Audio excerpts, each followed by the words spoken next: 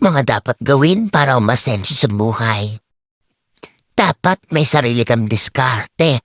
Maging masipag, mabait, at dapat may talino sa pera. Marunong makipagkapwa-tao, maka-Diyos. At hindi pa namorak. Huwag madamot at tuso. Huwag mapanglamang, maging batas lang. Maging matulungin sa mga tunay na nangangailangan. Laging magpakumbaba o piling mayaman. Huwag magyabang sa kung anong meron ka. Huwag puro bisyo at sugal. Dahil kapag nasa iyong mga katangian yan, ang bilis ng pasok ng pera, maniwala ka. Kahit kaingkitan ka pa nila at hilahin pababa, they will never win.